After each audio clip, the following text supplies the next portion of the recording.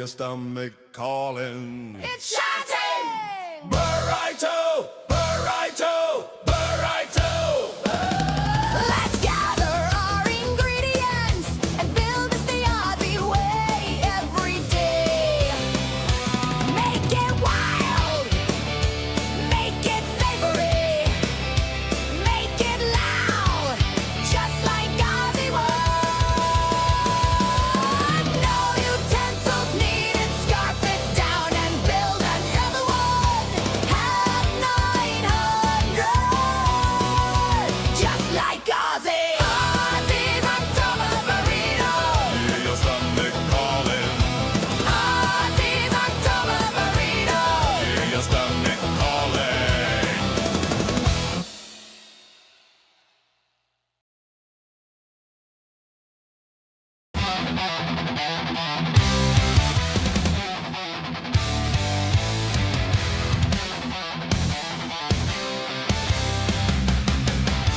We're going on a road trip with the best of the bad, slaying victims like good horror lads. Jason and Freddy, Michael and Leatherface, even the tall man as their chaperone with his fears of death. Camping out, roasting marshmallows by the fire, telling stories of their greatest hits and kills. Stopping at roadside attractions along the way, taking out victims who are led astray. It's gonna get bloody on this road trip to hell. It's gonna get bloody on this road trip to hell.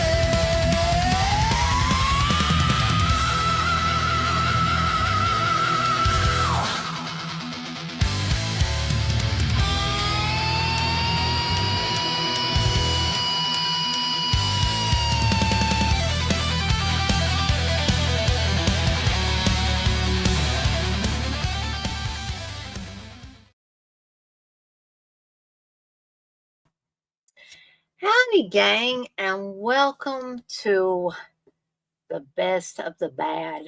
And we're going to be talking about what I hope you guys and gals agree with me on is the best of the bad. And, I started to put Chucky in here too, but then I decided to keep it strictly with, although I wouldn't call them human beings, but people kind of sort of the humankind at one time or another, instead of creatures or dolls or anything like that. So I picked 5 of my favorite when I think about the best of the bad, and by best of the bad I mean horror villains. So we've got Jason Voorhees, we've got Freddy Krueger, we've got Michael Myers, Leatherface, and the Tall Man thrown in there for good measure. So I hope I have some people in here tonight that can discuss this with me. Otherwise, it's probably going to be a short stream. Because once I get through talking about how I feel about each one of these guys, it may just be time for me to get off here, but I'm trying to throw some different content y'all's way, talking about different things, maybe talking about things that I haven't talked about before, to get people, kind of excited about the channel. Maybe, get a few more subscribers along the way. I'm still trying to make it to that ultimate, well, maybe not ultimate, but my next milestone of having 1,000 subscribers, and hopefully not losing any along the way. So that's probably a good segue into, because I always like to get some housekeeping stuff out of the way before I get to the matter at hand. So, there are a lot of ways that you can support me and the channel and help me get to that 1,000 subscriber mark.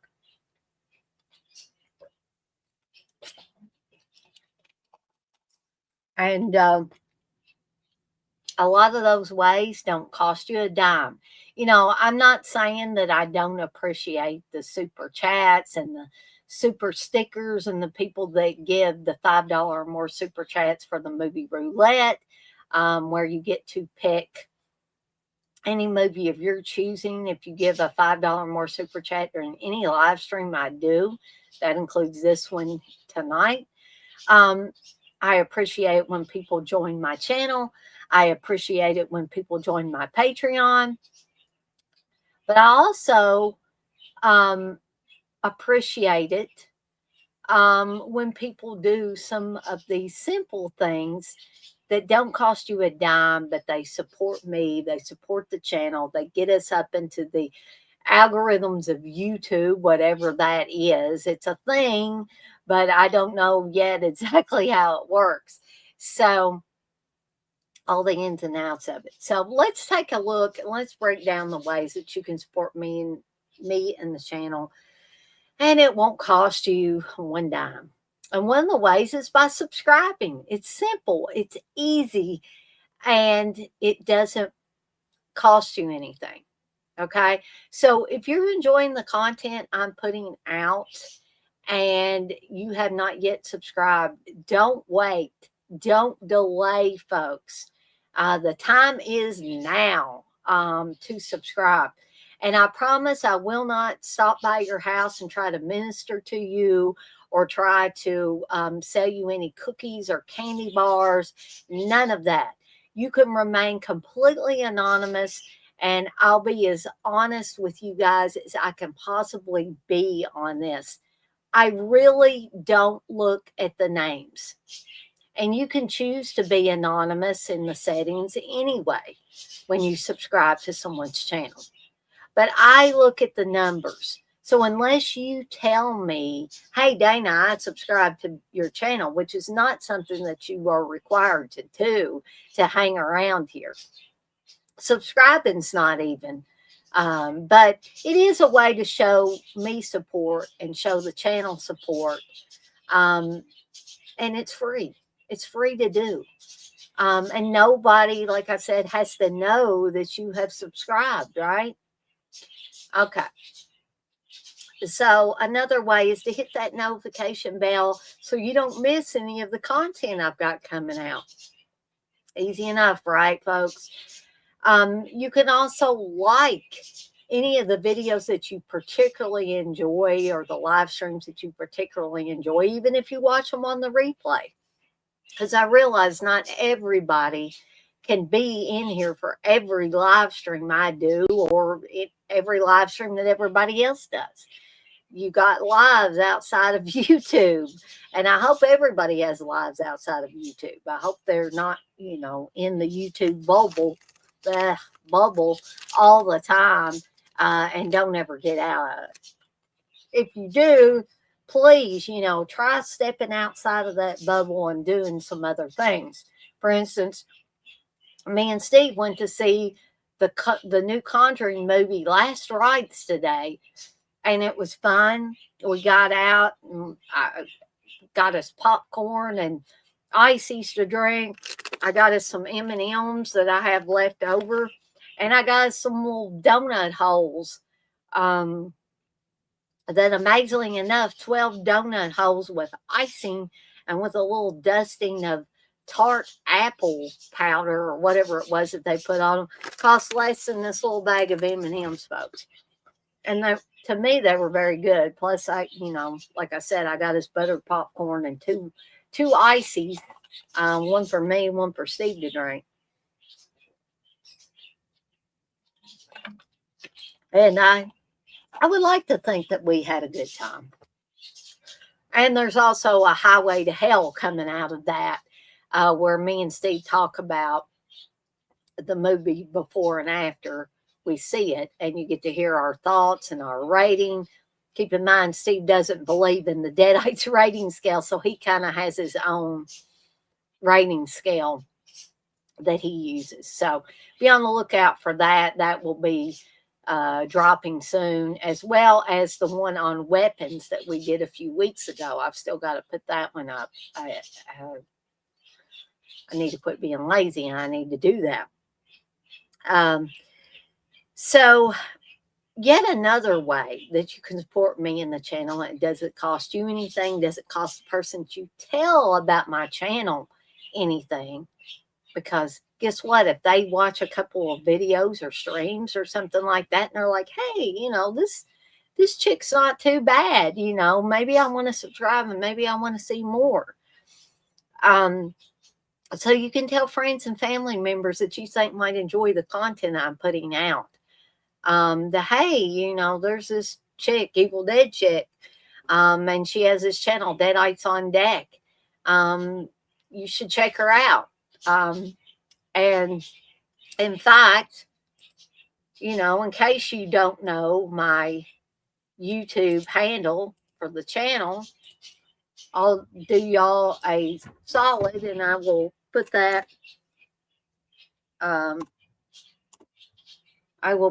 in the chat. Okay. And another way you can support me, this might cost you something if you buy something, but I appreciate any and all support of my other side endeavor, which is the Deadites on Deck horror shop at deaditesondeck.com. There's a lot of new designs, and if you're not a t-shirt person, most of these graphics can be transferred not only to t-shirts, but to hats and tote bags and mouse pads and what have you. Okay. There's also blended teas on the site and scented candles. And soon I'm going to be putting up some parody shirts that are like parody and or horror mashup shirts that I think everybody's going to enjoy. The Nighty Nightmare sleep shirts are on there. All kinds of good stuff. Tell them Poe sent you. Get on over to deaditesondeck.com and check that horror shop out. All right. So enough about that. But I do have a lot of programming coming up here really soon and in the near future. So tomorrow night at 10 p.m. Eastern Time, we've got a Sunday in September. And I'm basically going to be talking about some horror films that I like to watch on a lazy Sunday afternoon. And maybe you'll be able to pick some new favorites for yourself from that list. So that's what we're going to be discussing tomorrow night at 10 p.m. Eastern Time. Monday will be another celluloid trash. I'm going to be talking about The Last Shark and The Last Slumber Party. Tuesday will be a VHS overload. All of these things will be starting at 9 p.m. Eastern Time next week. VHS overload, fave horror VHS covers from 1986. Wednesday will be a horror movie rewind talking about Halloween 2. This is the original Halloween 2 and not Rob Zombie's Halloween 2. And I'm going to be talking about as many goose and trivia pieces that I can dig up on Halloween 2. Thursday will be another They're All Messed Up, and I'll be talking about Horror High and massage parlor murders and the kills in each one of these films. I have changed the date for Evil Dead Chick's Hideous Halloween Slumber Party. It's going to be on October 10th, starting at 6 p.m. And we're going to be having a triple threat show that night. We're going to be watching Halloween from 1978, the original Halloween 2, and yeah, you guessed it, Halloween 3. And since we're showing 3 movies that night, we're starting at 6 p.m. Eastern Time. Also, there's going to be the first Friday in October. Hey, Gory Tiger. The first Friday in October will be guess what? Evil Dead Chick Slasher Fest. and we're going to be watching a couple of Halloween themed films. We're going to be watching the original Night of the Demons and Happy Hell Night. And if you're not sure what Happy Hell Night is, be sure to look that up. It is indeed a Halloween type or Halloween themed horror film. Okay. So you can look forward to all of that upcoming. Okay. So now this is where I hope that I have some people either want to come in live with me on this stream, or they just want to share in the comments in the chat. But I'm going to go ahead and put the link to join me live on the stream. Now, I have to preface this, or I feel like I have to preface this now with a couple of caveats. Now, just because you click on that and go backstage does not automatically guarantee I'm going to add you. I have to know something about you folks. Okay. If you're somebody that I see you pop up and I know you and I know you've been on before and I know that no problems are going to arise, then I'll go ahead and add you. But I've quit promising that everybody that comes backstage is going to be added. Hey, I want people on here. However, I want everybody to play nice, okay? And I don't want anybody getting on here and being rude to me, being rude to other people in the chat, or doing things that are best left in private. And y'all may think I'm overreacting all over the place, but trust me, I'm not on this. Also, no kids on here. In fact, I don't even want kids in here, underage kids, in these streams, because these are not designed for kids.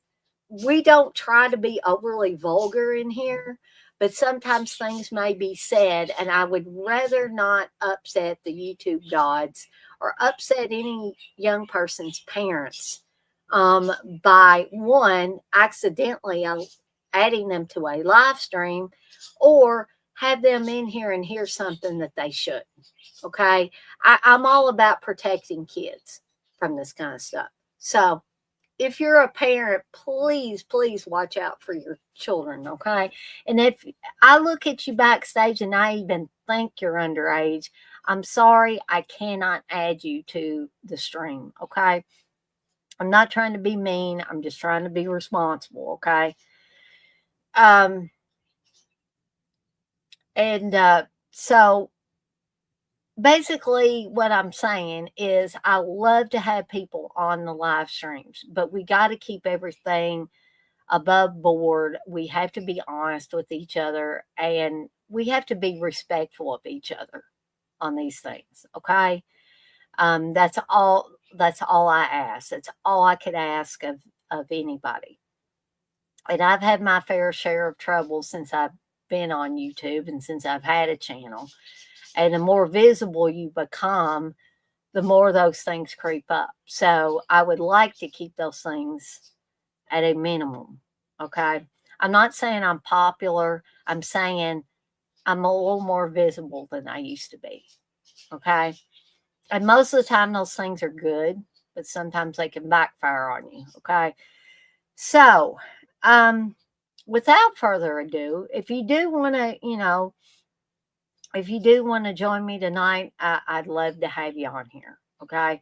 So that's why I've got the link in the chat. So let's go ahead and get started. And you can comment in the chat as well. If you don't feel comfortable coming in live on the stream, feel free to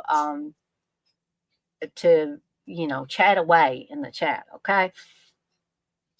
So let's break this stuff down, and y'all can feel free to comment as you wish as I go through this. Now, the first guy or entity that I mentioned or thought of when I was thinking about this best of the bad was Jason Voorhees.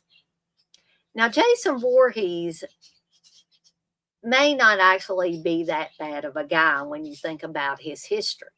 Okay.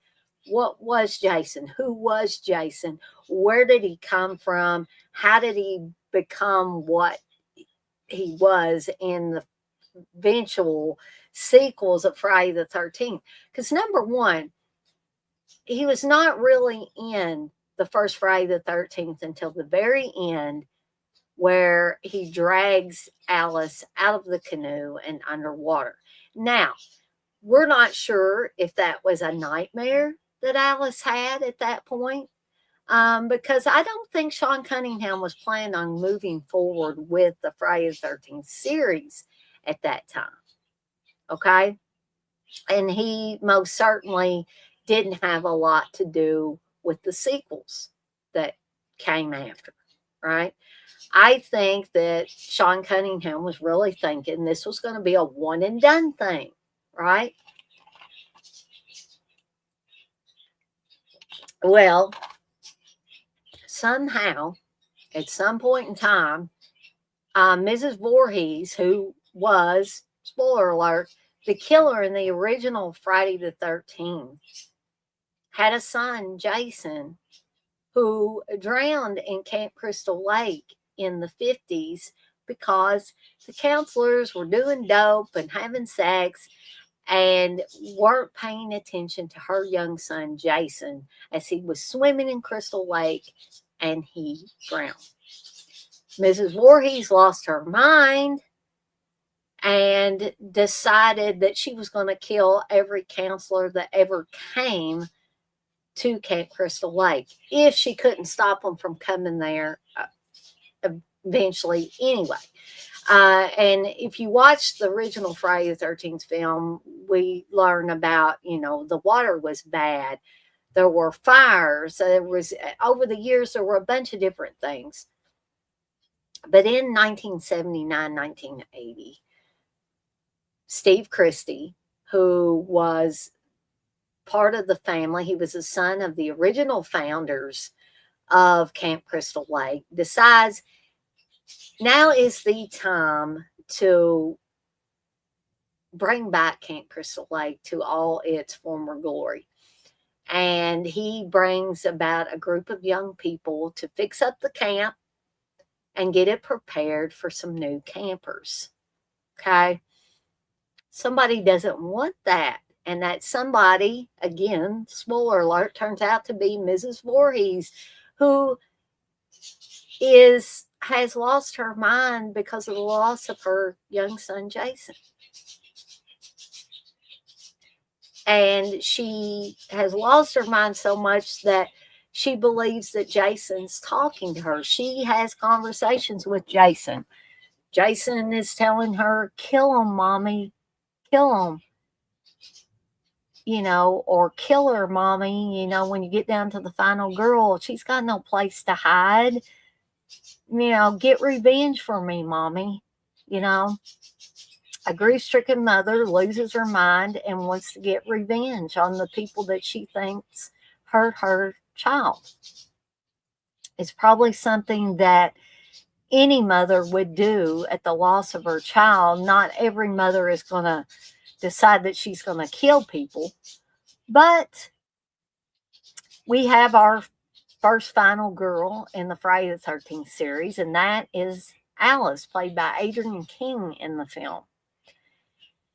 And Alice is seen near the end of the film floating in a canoe after she has beheaded Mrs. Voorhees. And she wakes up in the canoe. She sees the cops pulling in and getting out of the cop car and calling to her. And she rises up and she's smiling because she's finally been saved from this bloody nightmare that she somehow has escaped from. And it is at that time that we see Jason rise up out of the lake and pull her underneath the waters of Camp Crystal Lake. And then after that, we see a succession of Jasons who grow, even though he's dead, from a child to a grown man. And until Kane Hodder came along, these were played by a succession of stuntmen primarily. Um, but Kane Hodder was a stuntman too. But I've always said that for me, Kane Hodder was my Jason. He was the first Jason actor slash stuntman that I remember really seeing in the pages of Fangoria magazine. Now, Fangoria magazine, love it or hate it, at that point in time, I clamored for looking at any issues of Fangoria magazine back in the day. And I didn't even know there was such a thing as horror magazines until my cousin, Jim Bob. Yes, I have a cousin named Jim Bob. His name is actually James Robert, but we always called him Jim Bob growing up. Now, does that make me a backwoods type of person? No, it does not. Does that mean I come from a family where you marry your cousins and there's, nefarious things going on and stuff like? No, it doesn't. But I did have a cousin named Jim Bob. I also have a cousin named Jed. But my cousin Jim Bob was the one that introduced me to horror magazines because I had no idea. I was a horror fan, but I didn't know there were these horror magazines. He had a whole, stack of not only Fangorias, but Gore Zones. Yes, there was another magazine, like a sister magazine to Fangoria back in the day called Gore Zone. And I remember seeing, the holy grail of horror magazines back when I was a kid. And I saw an issue of Gore Zone in Indiana. My dad used to, before he switched over to Beagle Hounds, he used to have coon hounds. And he went up to Indiana somewhere where this guy raised coon hounds. And he was going to, get one or two from this guy or see what this guy had. So we stopped at a convenience store for gas and maybe a soft drink or something. And I saw a Gore Zone, and that was a special edition of Gore Zone, and it was $5. I mean, they've exploded astronomically since then. But I told Dad, I said, Dad, they got this Gore Zone magazine. Can I get it? And he sent $5 with me and Mom in there, and he said, get that magazine for yourself, Dana, thinking it was going to be $2 or $3, and then we'd get a soft drink. To come out there and get more money from it. He said, you're telling me what? This magazine alone is $5? I said, yeah, Dad, it's a special anniversary edition of Gore Zone. Now, eventually Gore Zone fell by the wayside and it was just Fangoria after that. But truth be told, I liked Gore Zone better than I did Fangoria. But I had a subscription of my own when I had a job and everything to Fangoria magazine over the years. I've had a subscription on and off. I don't have one now, but I did have one for several years back in the day.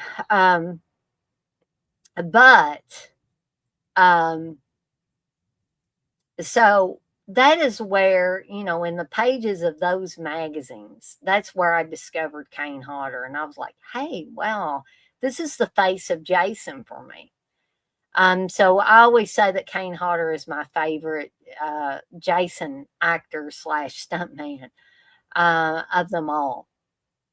And I was really perturbed. Y'all have probably heard me talk about this before in the past, that I was really perturbed that they replaced Kane Hodder when it came to Freddy versus Jason. I was like, how could you do that to that guy that has played Jason for years? He has become synonymous with Jason Voorhees in my mind. But whatever the reason, they did that, and it crushed Kane Hodder, and it crushed a lot of fans. And I could spend time talking about that, but I won't. I have talked about it on other streams and videos and stuff. But gang, I hate to do this, but I took a little nappy nap before I did this, and I'm still not woke up all the way. So I need a little more caffeine. So hopefully you guys and gals that are in here won't go away, or maybe I'll get some more people because I really want people to talk this up in the chat or come in here live with me on the stream. But I will be right back, okay?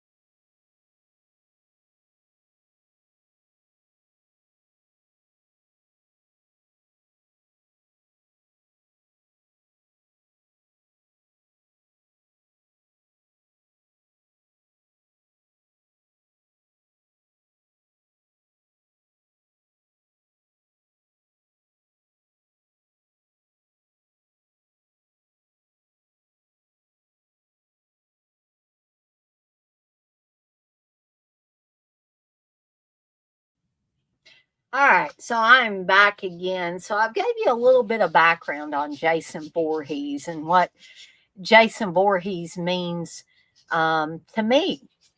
Now, I did ask Steve, I said, just for reference, I said, who do you think out of the guys I picked here, who's the best of the bad for you? And he was like, he thought for a minute, he said, oh, I don't know. And then he said, Jason, I guess. And I said, well, do you think he's the baddest of them? And Steve was like, well, not really. And that got me thinking. Jason really isn't. Um, he really isn't bad. He's more of an innocent. And the memory of Jason or the many incarnations of Jason over the years became more violent. That first young Jason, played by Ari Lehman, at the time was merely a little boy. But somehow, through the miracle of horror films, he was able to grow into a man. How a dead kid grows into a man, I don't know. But that's horror movie magic, folks. That's the secret of horror movies. And really, do we think about that? No, I never did. I never thought about the logistics of it. I just watched the films because I liked them, and I liked them for many years. Um, when I stopped really not caring about the Friday the 13th stuff was a little bit after Jason Goes to Hell. I was a little bit disappointed with Jason Goes to Hell, but there were still enough things that I liked about it to keep me interested in the franchise. But then, even though Kane Hodder played Jason and things like Jason X, I absolutely can't stand Jason X. I don't like to watch it. I think it's silly. I think it's needless. Um, I think the characters are stupid in it. And you have these hieroglyphic girls that just take off their clothes and say, "Ooh, let's get naked." And Jason does I know some people like it, but Jason puts them in their sleeping bags and beats them against trees, like you saw on Friday the 13th, Part 7, The New Blood, which was the one where Tina was the telekinetic teen. It's like Carrie takes on Jason um, in Friday the 13th, The New Blood. Okay. But, still yet, I had hope for many, many years. And even though for me, the Friday the 13th films fell off the map at some point, um, I still have a great respect for Jason. But Jason was a little bit more of an innocent character. I will say that. He was a victim of drowning, and really at that time did not have a malicious bone in his body. It's basically the spirit of Jason that kept carrying on for years and years and years. And basically, it started out he was getting revenge for his mama who got beheaded by Alice in the first Friday the 13th film. He was watching from the woods, apparently, saw his mama get decapitated, and he's like, I'm out for blood now because you killed my mama. Okay. So we're also left to think, well, maybe Jason didn't die in Camp Crystal Lake, right? Maybe he somehow survived. He lived out in the woods. That's even mentioned on Friday the 13th Part 2. There's a discussion between um, Jenny and Paul at the bar about, who or what Jason really is, right? And so I think of Jason like the original and the spirit of the original Jason as an innocent kind of an innocent character that was a victim before he became the killer in a franchise that just exploded at some point and became super, super popular with a lot of different people. I grew up with Friday the 13th films. I grew up with them, and I know a lot of you guys and gals out there did as well. So, he's at the top of my list, but let's talk a little bit about these other guys because we can't leave them out in the cold either. Okay, let's talk about Freddy Krueger, folks. Now, Freddy Krueger was evil from day one, played by a very sweet guy, Robert England, who I met and got a photo op with a year or two ago. And that was one of the greatest days of my life, was meeting and getting that photo with Robert England. And I'm hoping that I'll maybe get a chance to just meet him at Scarefest. I don't know. I need to look into the logistics of that before, such time gets here and see how things are lined out. They may only be offering, photo ops or something. And so I may be just out in the cold as far as getting to meet Robert England. But Robert England, the man, I don't think has a mean bone in his body. Okay. But the character of Freddy Krueger is one mean, vicious son of a bitch who was, depending on who you talk to, either a child murderer or something else. And I don't want to mention it on here, but I think you guys all know what I'm talking about when I talk about Freddy Krueger. If you don't, do your research, okay? And look into this, okay? So, Freddy was killing kids and doing terrible things to kids before the parents had an uprising and burn him up in his boiler room. Okay? So he was evil from day one, folks. Freddy was not a nice guy. So then when he is burned to death and he comes back, he wants to get revenge on the kids of the parents that burned him alive. The Elm Street kids. And over time, he's kind of expanded to, he ran out of the Elm Street kids. He had to expand his killing spree to include other kids in other areas. But how does he get these kids? Well, he gets them in a pretty nefarious way. He kills them in their nightmares. And if he kills you in your nightmare, you're dead in real life. Okay? And he's got a set of bladed fingers attached to a glove, homemade, that he made himself. Apparently, before he was burned to death. And he's also a creepy ass son of a bitch too.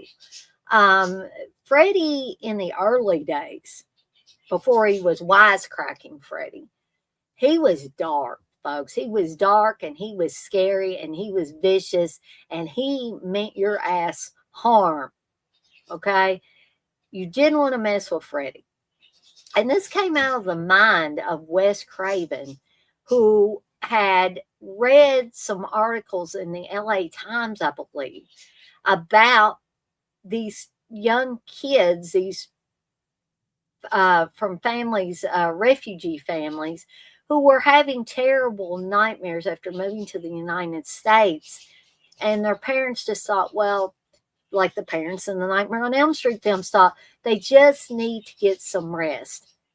And these kids were having coffee makers in their room. They were having, stay awake pills and stuff, just like the kids in the Nightmare on Elm Street films. They did not want to go to sleep because they were having such horrifying nightmares. And sometimes it scares me to even think about having a nightmare that's so horrifying that it can kill you. It can cause you to have a heart attack or whatever.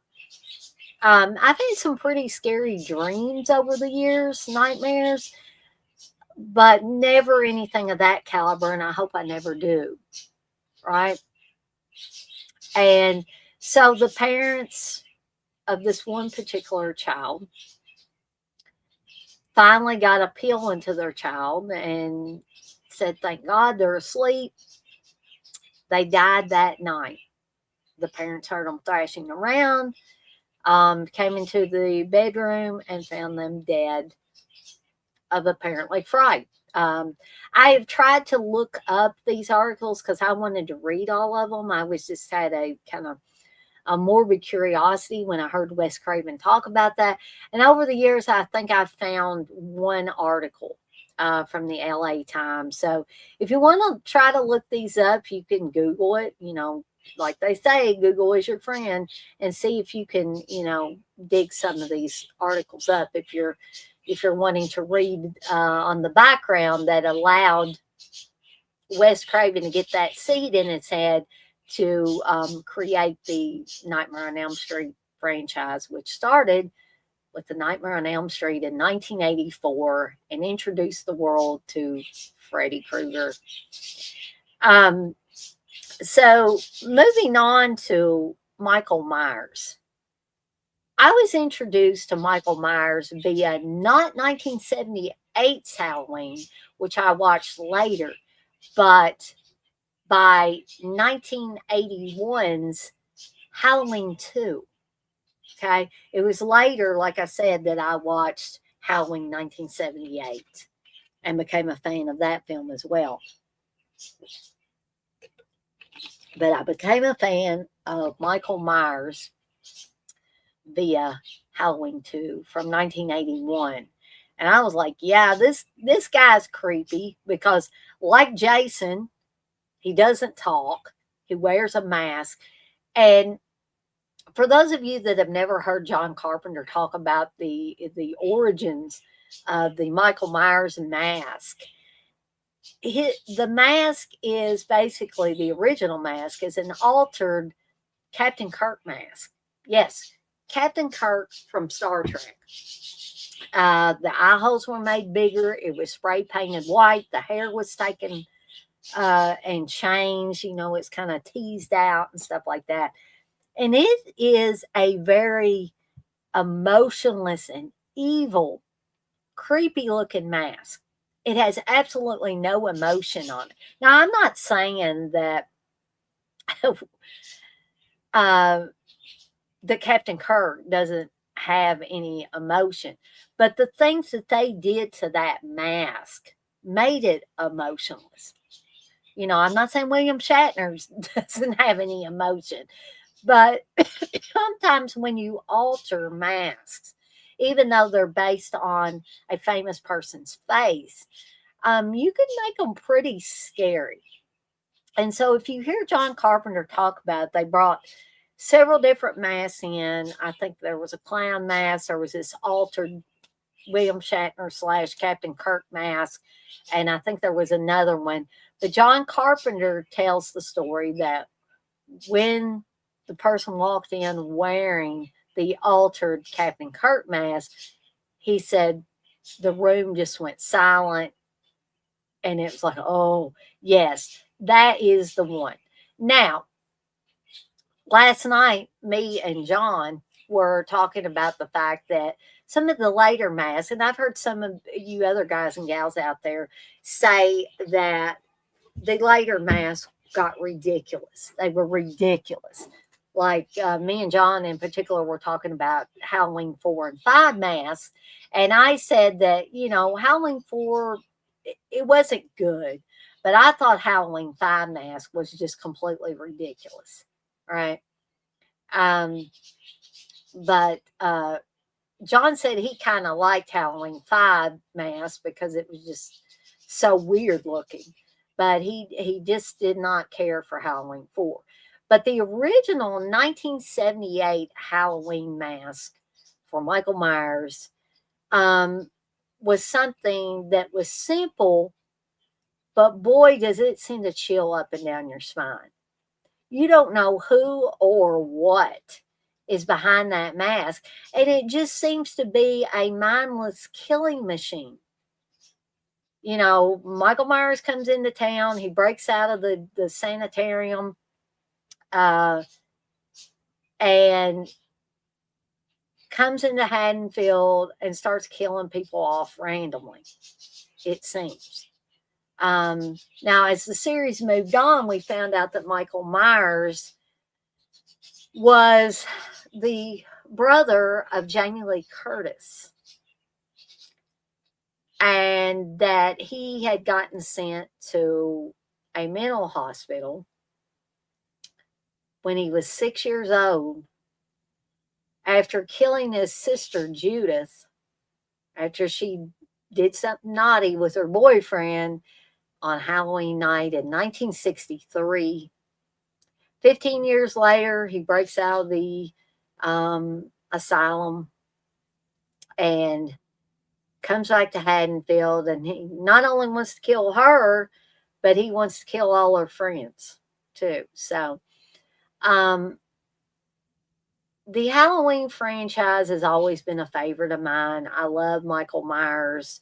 Um, I love Freddy Krueger. I love Jason Voorhees. I love all of these guys that I'm going to talk about tonight. I love them all.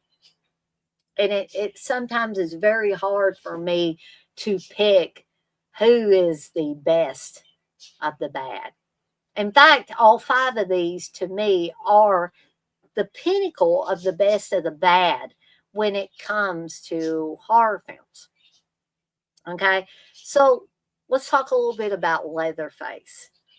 Played in 1974's Texas Chainsaw Massacre by Gunnar Hansen, who sadly is no longer with us. God rest his soul.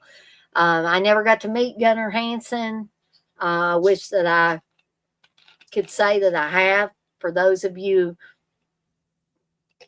that got to, consider yourself lucky. Now, I saw Gunnar Hansen at many a convention, and I could have met him, but I stupidly decided not to because in my mind I thought, well, he'll be at the next one. He'll be at the next one. And then eventually he wasn't at the next one, right? So I always love to hear Gunnar Hansen talk about the role of Leatherface. And again, he was a silent killer. He made noises and went like that, behind the mask, and would make animal-like noises, but he didn't really speak. Maybe the character couldn't speak. And he grew up with 2, as we found out, crazy brothers. One, the cook, played in the original Texas Chainsaw Massacre by Jim Sedow, and Ed Neal who played his other crazy brother, who is referred to only in the film as the hitchhiker, because the kids in the van, Sally and Franklin and Kurt and Pam. Let's see, who am I forgetting? Jerry. So they pick up the hitchhiker on their way to Sally and Franklin's grandparents' house and live to regret it for at least a little while in the film. And Sally Harsty, played by Marilyn Burns, who is sadly no longer with us. Paul Partain, who played her brother Franklin, is no longer around. God rest their souls. Gunnar Hansen is no longer around. Jim Seedow's no longer around. I believe Bob Burns, who did a lot of these special effects and had all the props and stuff like that, he's no longer around. So tragically, we have lost a lot of the very important people from the Texas Chainsaw Massacre.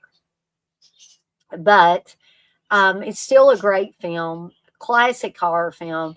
I was one of those people, the first time I saw the Texas Chainsaw Massacre, I was expecting a bloodbath. And even though that's not what I saw.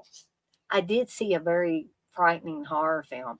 And the character of Leatherface was very frightening as well. Because again, he was running around chasing people with a chainsaw and cutting them up and stuff like that. And even though you did not see a lot of blood, your mind did a lot of calisthenics, thinking and visualizing stuff. So for years, people would say that, or they'd swear up and down that they saw, people eviscerated. They saw, people put on hooks, and the character of Pam was put on a hook, so it seemed. But, people will swear up and down that they saw that hook going into her back. They saw people, get chainsawed up. I believe the most fake blood that was used in the scene was when Franklin, the character of Franklin, played by Paul Partain, was killed, because they were actually throwing it off, out of the range of the camera, so you couldn't see the people throwing this.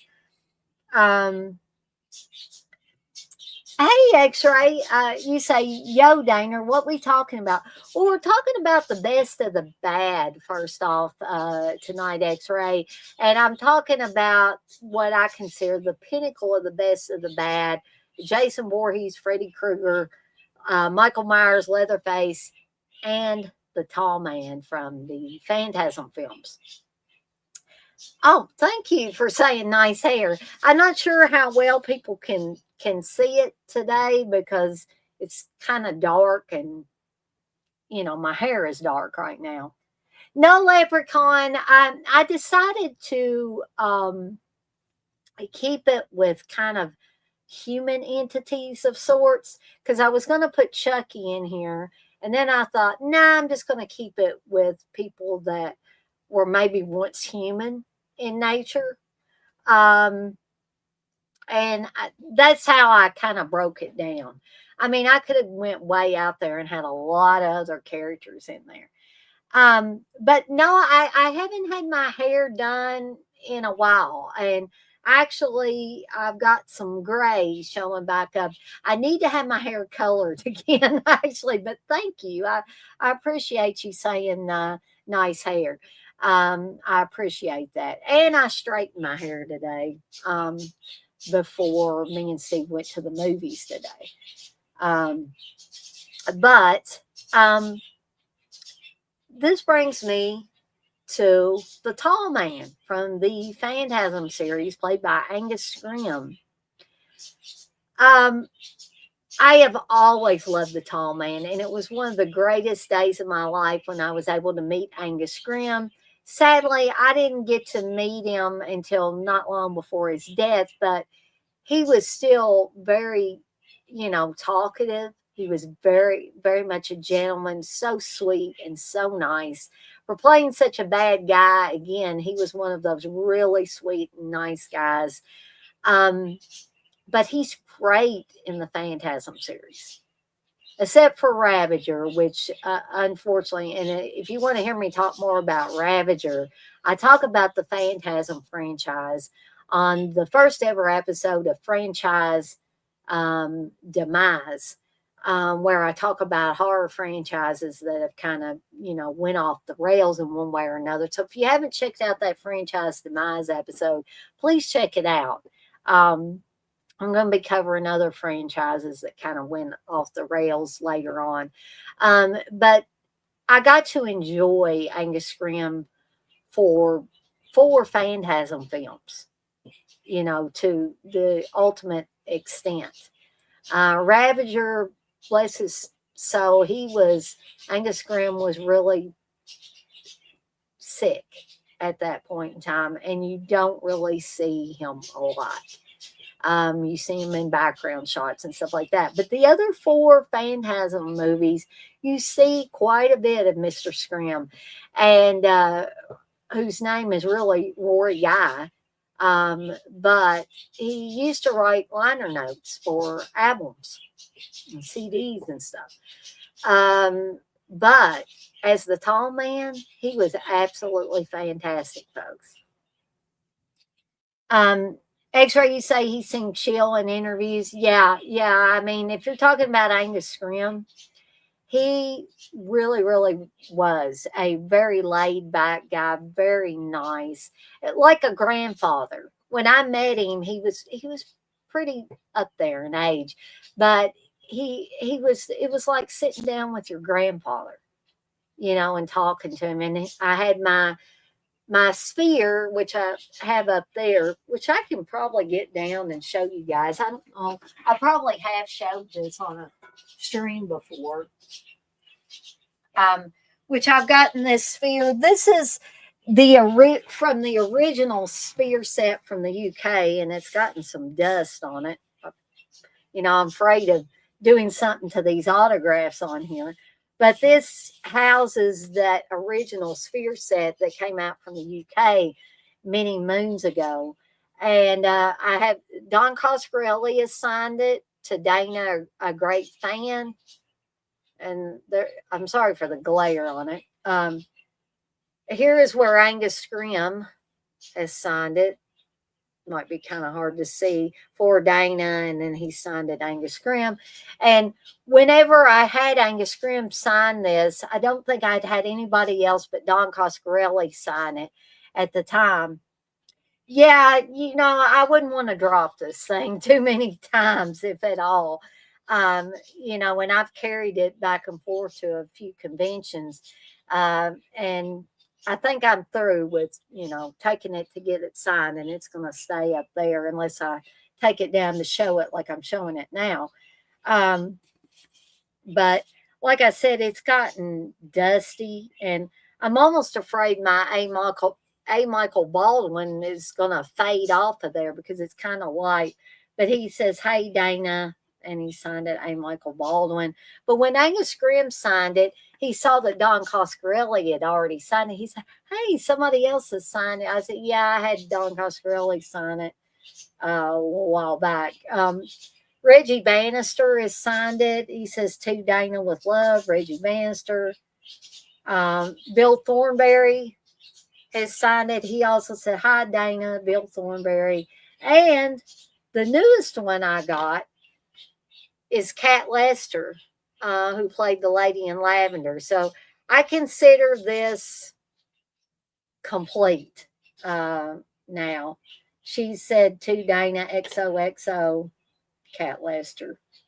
And then she's got the lady in Lavender, and she signed it in a lavender Sharpie.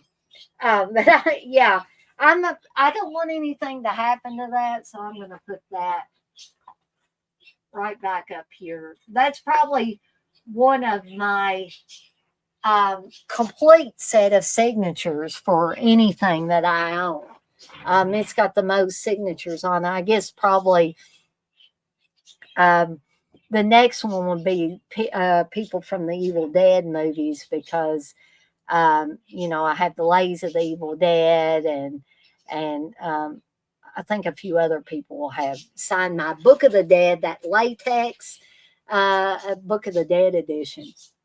But yeah, you're right, X-Ray. I don't want anything to happen to that. So, but I always loved the Tall Man. And I remember introducing my dad to the Phantasm series. And even though my dad said, like Joe Bob, that it didn't really make any sense, he still enjoyed it. And I feel like what Don Coscarelli wanted to do with the Phantasm series was he wanted to leave a lot of the interpretation up to the person that was watching it. And I have great respect for that. And not only are there horror elements at the base, at the core of the Phantasm movies, there's a little bit of sci-fi mixed in there too, folks. X-Ray, you say I might have to see Ravager one day, even though I know most people hate it. I guess I can't say hate, from my perspective. It's just sad. It's just merely that they waited too long till actors like Angus Scrimm were too sick and too old to be able to function properly in it. It was just sad to have the great tall man in the background because merely he couldn't do what he used to do anymore. I'm sure Ravager is not held in high regard anytime it's brought up and formed. But for me personally, I won't say hate, but it's not one that I ever want to go back and watch again. I don't feel like, for me, it's part of the Phantasm series. And for the reason I just mentioned, and also because what in the hell was this thing with Reggie being visited by Mike and Jody, who tell him, "You're suffering from dementia, Reg." All this stuff. You're talking about the tall man and these fears and this planet and all this stuff. It's all in your head. I was like, no, no, no, no. That is not how the Reggie that I grew up watching would go out. So, also, Don Coscarelli didn't really have a lot to do with this. I'm sure he gave his blessing to allow these other people to make the film. But other than that, Don Coscarelli pretty much had his hand in the other Phantasm sequels. And, with the exception of Phantasm 2, which doesn't really have Jody in it, but it has James LeGros playing Mike, it's still a halfway decent film, in my opinion.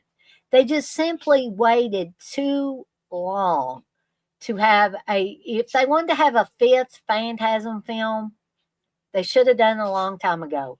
And if Don Coscarelli wasn't really interested in making a fifth Phantasm film, it should have just been left alone.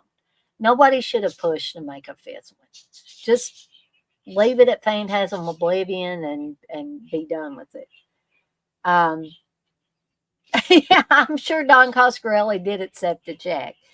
And you say part 2 is Coscarelli's best movie and the height of his directorial powers.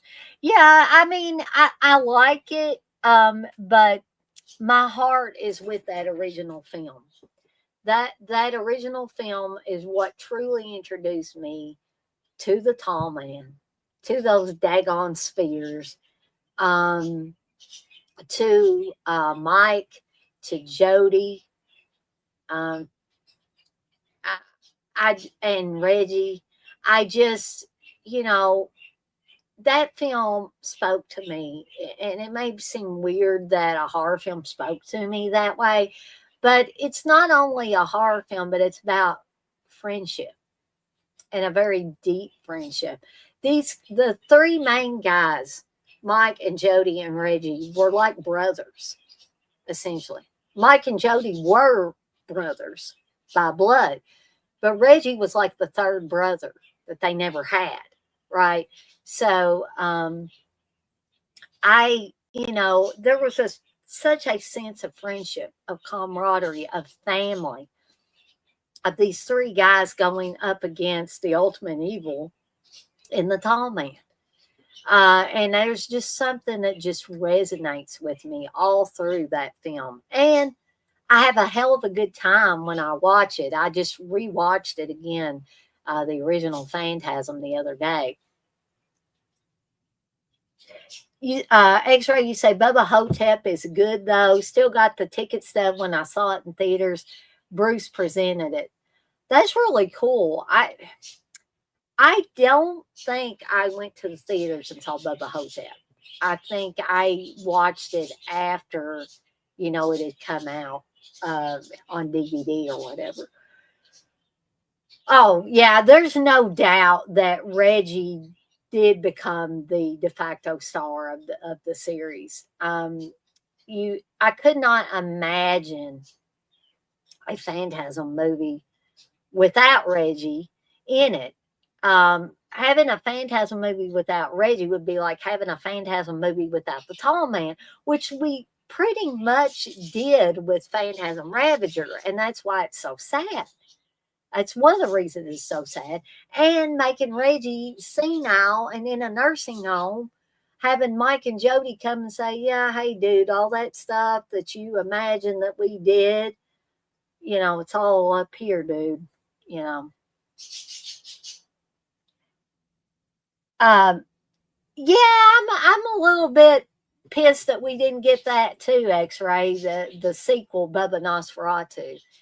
I always heard that there was kind of a falling out between Bruce Campbell and Don Coscarelli. I don't know what that entailed or anything like that. That's just something I heard.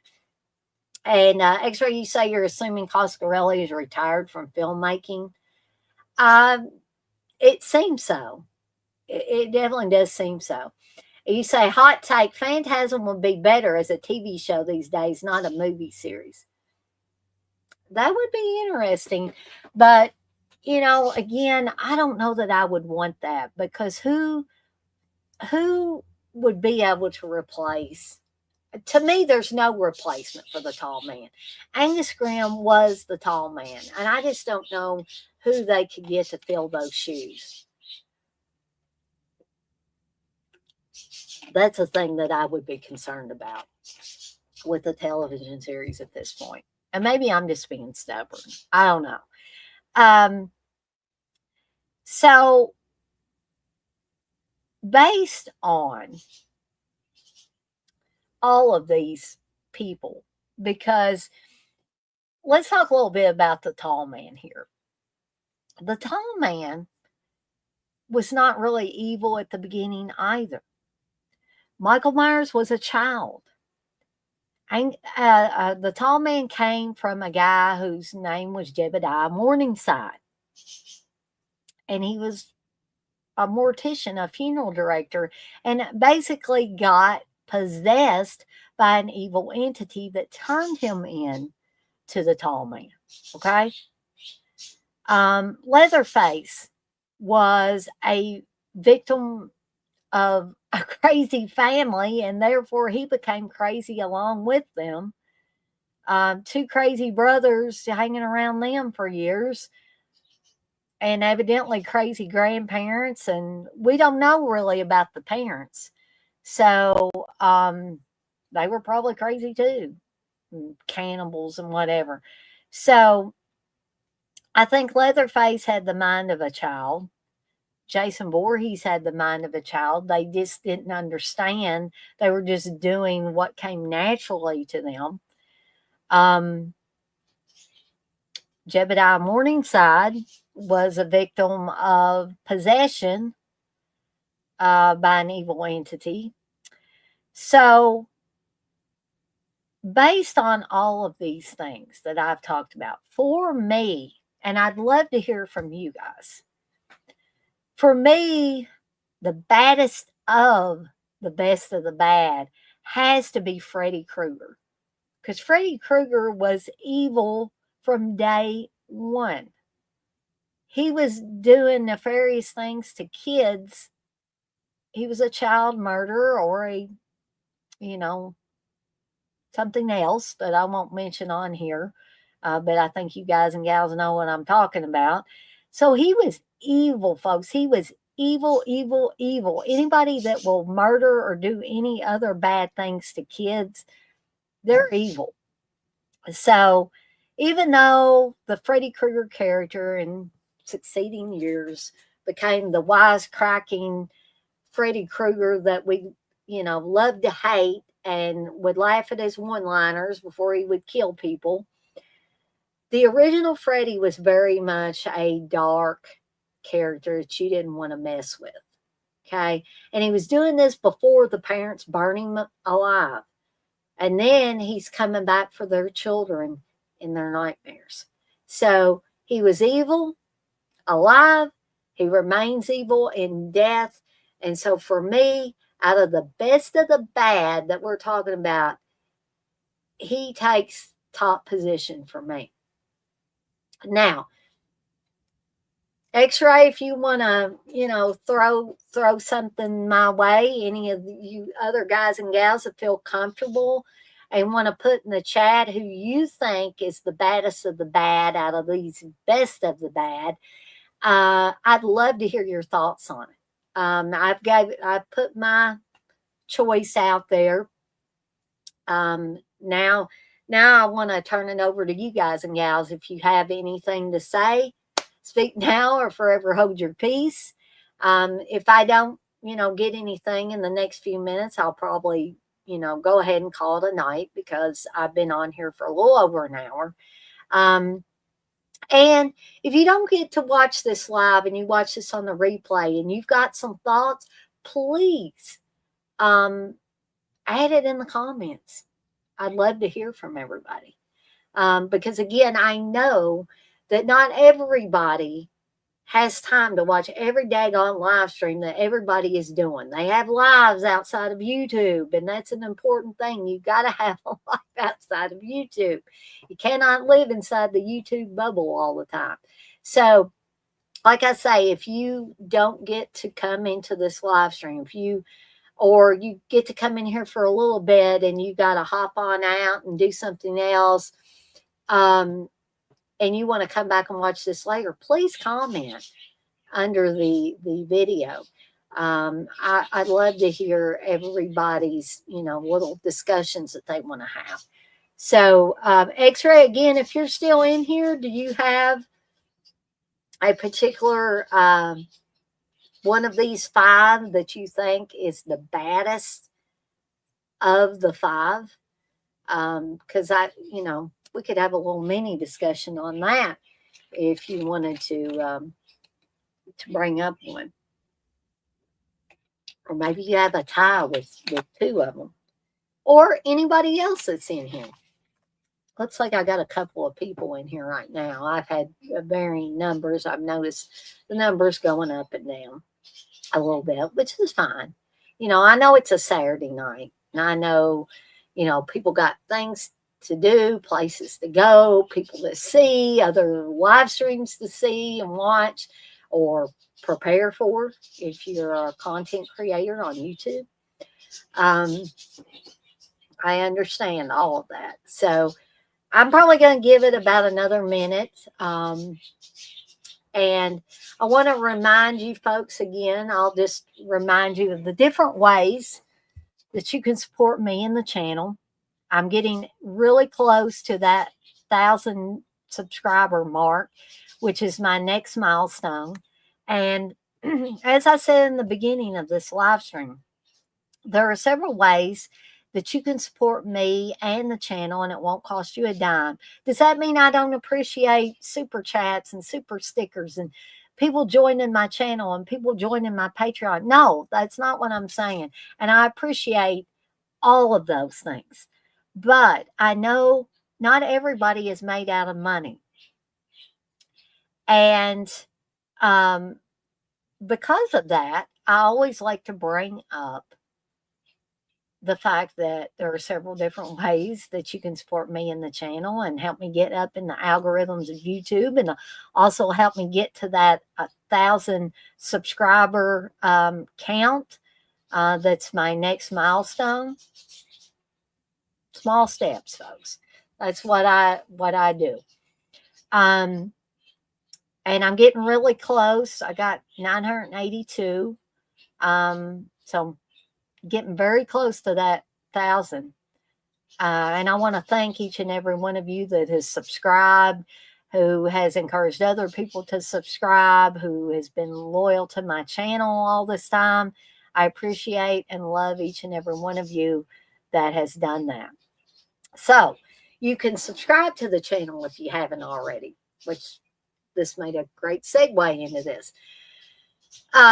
Costs you absolutely nothing. I'm not going to try to come to your house and minister to you or try to sell you candy bars and cookies. You can remain totally anonymous if you want to, but please subscribe if you haven't already, if you're enjoying the content that I'm putting out. Hit that notification bell so you don't miss any of the new content that I'm putting out. Hit the like button on stuff that you especially enjoy. If you're enjoying it all, heck, hit the like button on all of it, folks. I appreciate all those things. And here's another way that doesn't cost you anything, doesn't cost the people that you tell about my channel. If you have friends and family members that you think might enjoy the content that I'm putting out, please share my channel with them. Again, it's at Evil Dead Chick 1976 is my handle for my channel. And I know it's called Deadites on Deck, but I'm called the Evil Dead Chick. So the at Evil Dead Chick 1976 is my handle for the Deadites on Deck channel. And yet another way that you can support me in my side endeavor, that might cost you something if you buy something, but I have the Deadites on Deck horror shop at deaditesondeck.com. Check it out. Tell them Poe sent you. Poe is, of course, the official mascot of the Deadites on Deck horror shop. And I haven't announced this enough. I need to more. Ozzy the Wonder Squirrel is the official mascot of the Deadites on Deck YouTube channel. And I'm promising that little animated shorts of Ozzy the Wonder Squirrel that will be safe for your kids to watch and your grandkids and all that. I promise they will be safe for child consumption. Okay. So those are coming soon. I want to do some more Spooky Dog and Sebastian. Those are also safe for your kids to watch.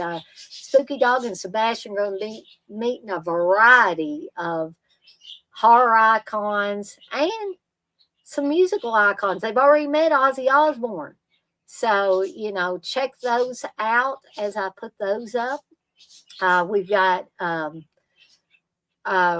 a couple of Highway to Hells coming up soon. Me and Steve just went and saw Conjuring the Last Rites today.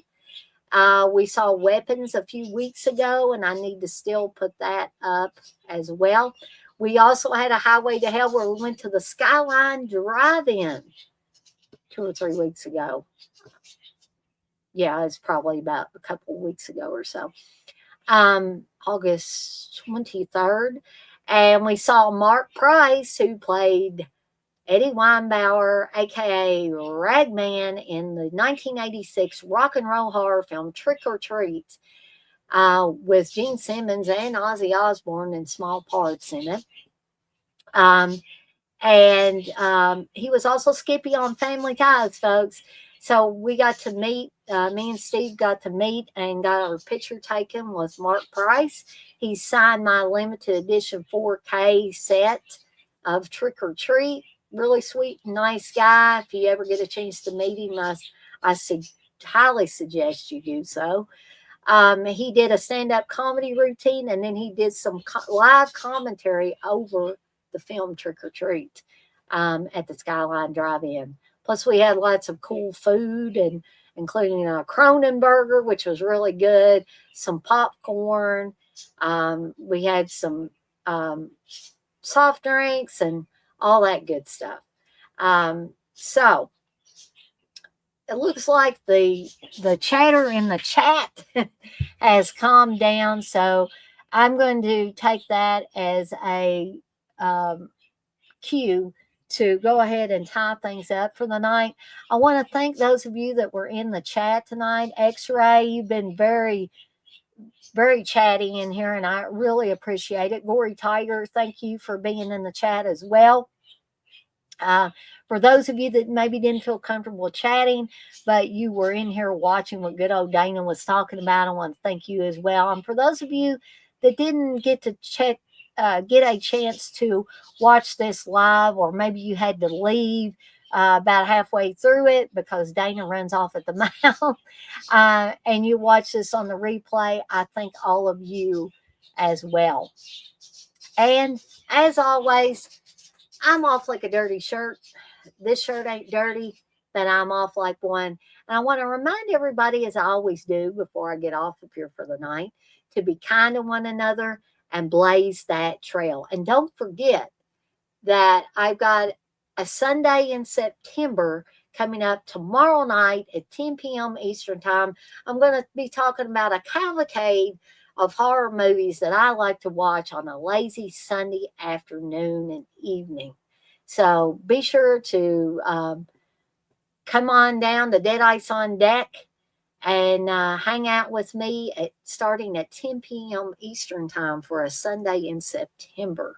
And hopefully we can discuss some of your favorite horror films to watch on a lazy Sunday afternoon.